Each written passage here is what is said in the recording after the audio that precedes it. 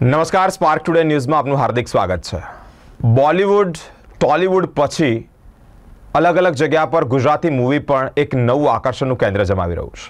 ગુજરાતી ફેમિલીઝમાં જે પ્રમાણે દરરોજના કિસ્સાઓ થાય, પોતાના બાળકો એટલે પોતાના છોકરા છોકરીઓના માતા પિતા સાથેના રીકઝીક, સ્ટુડન્ટ લાઈફ હોય, કરિયર હોય, કોલેજ લાઈફ હોય, આ બધી જગ્યાથી પછી અંતિમ મકસદ સુધી એટલે કે સેટલ થવા સુધીની વાત સુધીના જે રીકઝીક હોય ને એ બધું જ ગુજરાતી મૂવીમાં કવર થઈ ગયા છે. એટલે કે અત્યારે જમાવટ જમાવી દીધી છે ગુજરાતી મૂવી. એક પછી એક મૂવી આવે, એમાં કોમેડી તો હોય જ, લવ અફેર હોય, સાથે એ બધામાંથી બહાર નીકળીને પછી છોકરો નોકરી કરતો કેવી રીતે થાય, નોકરી કરતાની સાથે સાથે પછી પાછો સાઈડ કેવી રીતે થાય, અલગ અલગ મૂવીની અલગ અલગ રોમાંચિક કહાનીઓ હોય છે.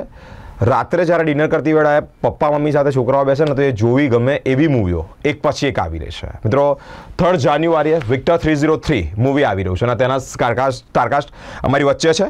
જગદીશ સર, અંજલિ મેમ, ચેતન સર અને આલિશા મેમ.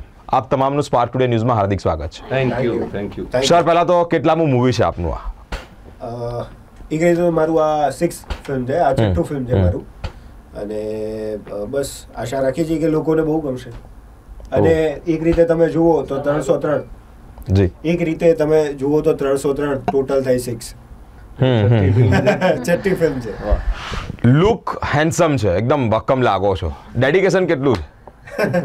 હવે એ તો મારા ડિરેક્ટરને વધારે ખ્યાલ હોય, પણ બસ આ જ કરવું હતું જીવનમાં અને એટલે તો કૂદી પડ્યા છે. એટલે આ એક દરિયો છે, તરતા આમાં જ શીખવાનું છે. દરિયો છે ને તરતા આમાં શીખવાનું છે. મૂવી બધા બનતા હોય એની અંદર ક્યાંક એક્શન, એવું કોઈની સાથે કમ્પેર નથી કરતા, પણ અમુક જગ્યાએ એક્શન થોડીક ઓછી થતી હોય, કારણ કે એ વસ્તુ વધારે તમારું મહેનત માંગી લેતી હોય, વધારે અર્નિંગ પૈસા માંગી લેતી હોય, આ બધી વસ્તુઓ છે.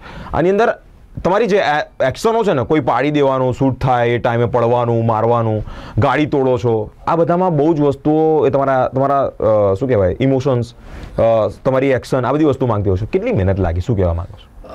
મહેનત કરતાં મને એવું લાગે છે કે હિંમત વધારે માગે. કારણ કે આવું એક્શન ગુજરાતી ફિલ્મોની અંદર, કારણ કે ખર્ચાળ છે, જેમ તમે કહ્યું એમ કે પૈસા વધારે થાય. અને જે રીતે આપણે સાઉથની ફિલ્મોને એ બધું જોઈએ છે તો એક સીન પાછળ એ લોકો 2-5 કરોડ રૂપિયા નાખી દેતા હોય છે. અને આપણે તો એ ટોટલ બજેટમાં કદાચ એટલાની અંદર આપણે ટોટલ બજેટમાં એ ફિલ્મ પતાવવાની હોય છે. તો એક બહુ મોટું ચેલેન્જ છે કે આટલા જ બજેટની અંદર આપણે ઓડિયન્સને જે લેવલનું એક્શન એ લોકોએ અત્યાર સુધી જોયું છે બોલિવૂડ ફિલ્મોની અંદર કે આમાં એવું આપવાનો પ્રયત્ન કરવાનો છે અને ઓડિયન્સને એ બાબતે કન્વિન્સ કરવાની છે. તો એ બહુ ચેલેન્જિંગ છે અને બહુ જ હિંમત માગી લે, પૈસા માગી લે, બહુ જ સમય માગી લે એવી આ ઘટના છે. અને અમને એ આશા છે કે ઓડિયન્સને આ ખૂબ ગમશે.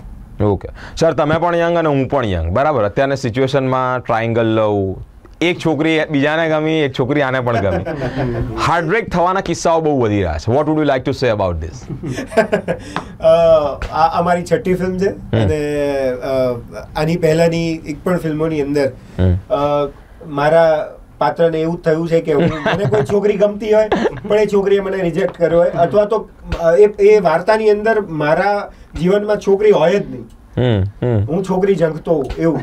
પણ હવે આ વખતે 2 હિરોઈન મળી છે મને, એટલે બધી ફિલ્મોનું સાટું વાળ્યું છે એવું કહી શકાય. ઓકે મેમ, શું કહેવા માંગો છો? કેટલામું મૂવી છે? પહેલાં આ મારું 7મું મૂવી છે અને 3 જાન્યુઆરી રિલીઝ થઈ રહ્યું છે, વિક્ટર 303. તમે જેમ કહ્યું કે હાર્ટબ્રેકના કિસ્સાઓ અને લવ ટ્રાયંગલ્સ ને એવું બધું, તો ઘણી બધી ફિલ્મ્સ પણ આવી છે, પણ આ ફિલ્મમાં એક અલગ તમને ટ્વિસ્ટ જોવા મળશે. મારું જે કેરેક્ટર છે એનું નામ અંજુ છે અને અંજુ વિક્ટર ને પ્રેમ કરે છે. અને લવ ટ્રાયંગલ તો નહીં કહું, બીકોઝ આ બંનેની કેમિસ્ટ્રી અલગ છે અને અમારા બંનેની કેમિસ્ટ્રી અલગ છે. આ બેમાં તમે એન્ટર થાવ છો એવું છે? એની માટે ફિલ્મ જોવી પડશે. એટલે ના, બહુ જ સરસ મજાની આખી એક સ્ટોરી છે. બધાના કેરેક્ટર્સ એટલા ઇમ્પોર્ટન્ટ રોલ પ્લે કરે છે. એટલે ના, તમે જ્યારે જોશો ત્યારે તમને ઓવરઓલ આઈડિયા આવશે. એટલે જોવાનું ભૂલતા નહીં. 3 જાન્યુઆરીએ ફિલ્મ અમારી રિલીઝ થઈ રહી છે. ઓકે મેમ, મેઇન કિરદાર જેવી પ્રમાણે વાત કરી કે એમનો મેઇન રોલ આમનો છે, મમ્મી એક ટોણો મારે છે કે તું એનું લગ્ન તો બગાડ નાખ્યું, તો એક રિપ્લાય એવો આવે છે કે એણે મારી જિંદગી તો ન બગાડી, એમ એણે ના બગાડી. તમે આવા કિસ્સાઓમાં શું કહેવા માંગો? છોકરી કયા એંગલથી જોવી જોઈએ, કોનો પક્ષ લેવી જોઈએ? પહેલા તો એ મમ્મી યાદ હતી. એક તો હું કરેક્ટ કરીશ, એ મમ્મી નહોતી, એ હું હતી. અને વિક્ટર અને હું, મતલબ સોનલ જે મારું કેરેક્ટર છે, અમે બેસ્ટ ફ્રેન્ડ્સ દેખાડ્યા છે. તો અમે નાનપણથી મોટા થયા છે. તો વિક્ટર અને સોનલના બોન્ડમાં તમે જે આપણે બેસ્ટ ફ્રેન્ડ સાથે જે આપણું કમ્ફર્ટ લેવલ હોય, તમે એ જોશો. એટલે એ લોકો એકબીજા સાથે વાત કરતા કે કંઈ ગાળો દેતા વિચારતા નથી. એ લોકો મોટા થયા છે સાથે, મારે છે એકબીજાને. તો એ કમ્ફર્ટ લેવલ છે. અને એટલે સોનલ એને ત્યારે અકળાય છે આના પર, વિક્ટર પર, કે તે આવું કેવી રીતે એને કર્યું. જ્યારે કે તમને ખબર પડે છે કે સોનલને પણ ફિલિંગ્સ છે વિક્ટર માટે, એ સોંગમાં આપણને ખબર પડે છે.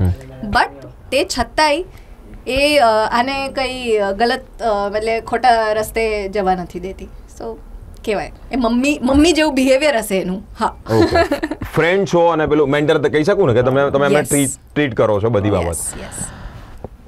પણ મારા એંગલથી મને એક એવો પ્રશ્ન ઉભો થાય છે, જ્યારે આવી રીતે કોઈક નજીકનું પાત્ર જેનું તમે કીધું ને કે બોન્ડિંગ બહુ ક્લોઝ હતું, તો મેં ટ્રીટ કરીશ, એવા ટ્રીટમાં ક્યારેક છે ને તમે આની સાથે પણ તમારો આમનો કોન્ટેક્ટ છે કે તમારો આની સાથે પણ કોન્ટેક્ટ છે, આવા બધામાં મર્જિંગમાં એક નાના ક્વેશ્ચન રેઝ થતા હોય છે. અને એમાં જ અત્યારનું યંગ જનરેશન તમને લાગે છે કે એવું સુસાઈ રહ્યું હોય, દબાઈ રહ્યું, એની અંદર ક્યાંક આનંદ આપણો લુપ્ત થતો જાય.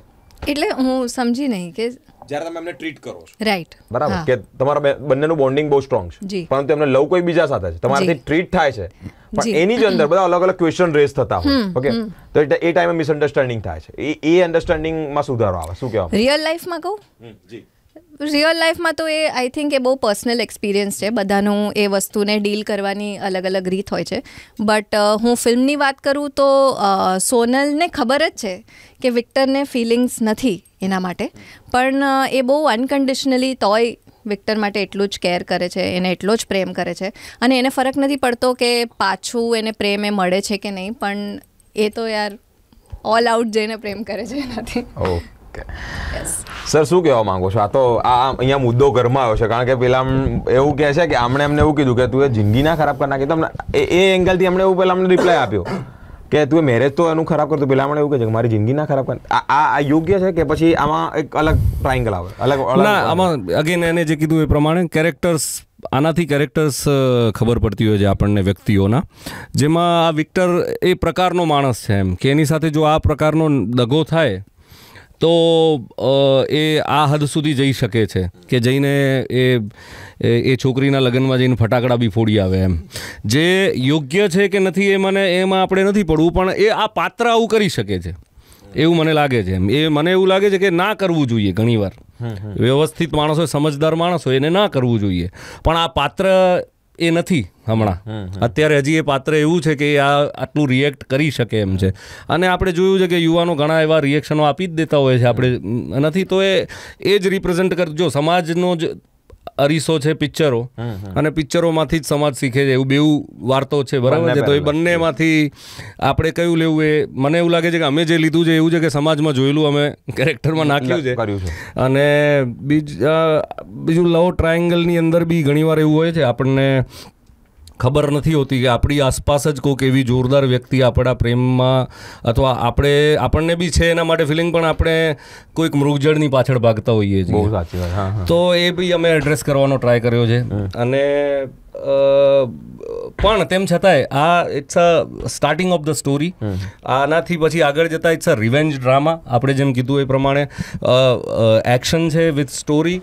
અને ચેલેન્જિંગ એ હતું કે આટલી બધી ફાઇટ આપણે પહેલાં કરેલી નથી, ગુજરાતી ફિલ્મોમાં જોઈ બી નથી. અને અમે તો બે ત્રણ સીન હોય નાના એવા કરેલા છે, પણ આમ જેમાં બહુ વ્યવસ્થિત થ્રુઆઉટ ફાઇટ હોય એવી ફિલ્મો ઓછી કરવા મળી છે. તો એ કરવા મળી એનો બહુ આનંદ છે. અને તમારો પેલો આ બધાને પૂછેલા એ પ્રશ્નનો જવાબ આપી દઉં કે મારી આ 13મી પિક્ચર છે. અને હમણાં સુધી એમાં આટલી એક્શન મેં બીજે ક્યાંય કરી નહોતી. તો આઈ એમ વેરી હેપી કે એ એક્શનનો મને અહીંયા ઘટતી જાય છે. એની પાછળ એક જ કારણ, બજેટ એક જ નથી કારણ, પણ એટલે બજેટ બહુ મોટું કારણ છે. કેમ કે તમારે એક ગોળી બી ફોડવી હોય ને તો એનો બહુ ઊંચો ખર્ચો છે પિક્ચરમાં. એક જ ગોળી ફોડવાનો બી બહુ મોટો ખર્ચો છે. તો એના માટે એટલે હવે આપણે પિક્ચરની અંદર 15, 20, 25 જો એક ગન મશીન ફોડી દઈએ તો પ્રોડ્યુસર બિચારો બહુ લોચામાં પડી શકે. એવું પણ આપણી ઇન્ડસ્ટ્રીમાં એવું થાય છે, બીજે ક્યાંય હજી એવું નથી હોતું, કેમ કે એમનું બજેટ ઊંચું હોય છે.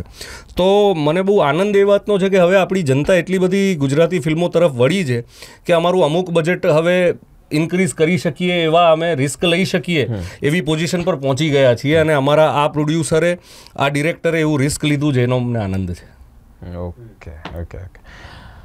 એક ક્વેશ્ચન તમારા પર ઊભો થાય છે કે રિવેન્જ શરૂઆત અહીંયાથી તો શરૂઆત થઈ, બરાબર, કે પછી રિવેન્જ પર આવ્યું બદલો. ઓકે, યાદોથી છુટકારો મળતો તો ખરો તમને? કોકનામાં પડ્યા છો અને પછી એનામાંથી તમારે થોડું બેક થવાનું છે, તો એની યાદોથી છુટકારો મળવા માટે શું કરતા? એ તો યાદનું તો એવું હોય છે કે એ તો આવતી રહે એમ, એટલે એનો તમને શું લાગે છે? સી એની માટે મને કેવું લાગે છે કે તમે ક્યાંક પ્રેમના તમારા જવાબો અમારા પાસેથી શોધી રહ્યા છો. બહુ સાચી વાત છે, કારણ કે બધાની પાસે અત્યારે રિયલી મારું માઇક છે. સોરી, અત્યારે બધા એક યુવાનો માટે ચેલેન્જ નહીં બની ગઈ. તમને શું લાગે? સાચી વાત, ચેલેન્જ છે. એ આન્સર્સ મને લાગે તમે જ્યારે મુખ્ય કિરદાર કર્યું, એના પર મૂવી બની, બરાબર, એ લોકો સુધી પહોંચાડવા માંગો છો, ત્યારે એના જવાબ છે જ મજાની મૂવી છે. તમે જે પ્રમાણે વાત કરો છો એ પ્રમાણેથી લાગે છે કે એક્શન વાળું મૂવી હશે, કોમેડી હશે, થોડા ડ્રામા હશે. પણ આજ એ રિવેન્જના બદલામાં અત્યારના યુવાનોને તમે એ બાબતે શું સંદેશો આપવા માંગો? ના, મારું તો એવું માનવું છે કે બહુ સમજદારીપૂર્વક કામ કરવું જોઈએ. આ રિવેન્જને એ બધું જો તમે લાઈફમાં કરો છો તો પછી એના પરથી પિક્ચર બની જતી હોય છે. એટલે લાઈફમાં એવા બધા ધંધા નહીં કરવા જોઈએ. જીવનમાં બહુ સુલઝેલા રહેવું જોઈએ. રિવેન્જ લેવામાં મજા નથી, જીવન જીવવામાં મજા છે, એવું મને લાગે છે. Very nice. ક્યારેક અમુક પ્રશ્નોનું સમાધાન એ બદલો જ લેવાનો વારો નથી, એવું તેમના તરફથી જાણવા મળ્યું કે હરેક એક બાબતે એની સાથે એના જેવું જ થવું, એના જેવું જ એને રિઝલ્ટ આપી દેવું, એ બધી બાબતમાં મજા નથી. એકચ્યુઅલી આનંદ માણવાની મજા છે. મેમ, મૂવી રિગાર્ડિંગ શું કહેવા માંગો છો? Vote would you like to સે last message to the audience? હું બસ એટલું કહીશ કે 3 જાન્યુઆરીએ અમારી ફિલ્મ આવી રહી છે, તો પ્લીઝ જઈને ફિલ્મ જોજો. અને એક વસ્તુની પ્રોમિસ કરું છું કે આ ફૂલ એન્ટરટેનમેન્ટ ફિલ્મ છે. આમાં તમને રોમાન્સ મળશે, એક્શન મળશે, ડ્રામા મળશે, બધું જ મળશે. તો પ્લીઝ જઈને જોજો અને અમને કહેજો તમને કેવી લાગી. Sir, last questions. What would you like to say about the love words? It's a main thing, main slang. એના વિશે શું કહેવા માંગો? લવ બર્ડ્સ માટે? હા. પણ મને એવું છે કે હું એવા લોકોને વધારે કહી શકીશ કે જે લોકો જેનો પ્રેમ ભંગ થયો છે, જે હાર્ટ બ્રેક. એટલે મને એ લોકોને એટલું જ કહેવું છે કે વિક્ટરનું પણ કેરેક્ટર એ જ છે કે એનો પણ કોઈ વાતથી હર્ટ થયો છે અને યુવાનો થતા રહે છે કોઈને કોઈ વાતથી, અને એ કોઈ પણ રિલેશન હોય છે કે એ મા બાપથી પણ હર્ટ થાય છે, નાની એવી ફોન ના લઈ દેવાવાળી બાબતમાં પણ. તો આ દરેક બાબતોમાં મારે માત્ર એટલું કહેવું છે કે જીવનની અંદર કંઈ પણ થાય અને જીવનમાં કોઈ પણ ઘટના તમારી સાથે ખરાબ પરિસ્થિતિ આવીને ઊભી રહે, પણ ફરી પાછા બેઠા કેમ થવું અને તમારું જીવન કેમ તમારે આગળ વધારવું, એના પર વધારે ધ્યાન આપવું જોઈએ. કારણ કે પ્રેમ એ જીવનનો ભાગ છે, એ જીવન નથી. સો એનું ધ્યાન રાખજો. અને 3 તારીખે એટલે વિક્ટર 303 એ યાદ રાખજો. મેમ, યસ, શું કહેવા માંગો છો મૂવીને લઈને? Last message audience. બસ મૂવી વિશે ઓલમોસ્ટ બધું કહેવાઈ ગયું છે. અમારું ટ્રેલર ઓલરેડી યુટ્યુબ પર છે, અમારા 2 સોંગ્સ પણ છે. તો પહેલાં તો ટ્રેલર જુઓ, સોંગ્સ જુઓ, એ જોઈને આઈ થિંક તમને લોકોને ગમશે જ. એટલે તમે ડેફિનેટલી થિયેટર્સ સુધી જશો જ મૂવી જોવા માટે. એટલે please go watch our film. 3 January release થઈ રહી છે. Thank you so much. Heartly best wishes from the entire team of Spark Today news.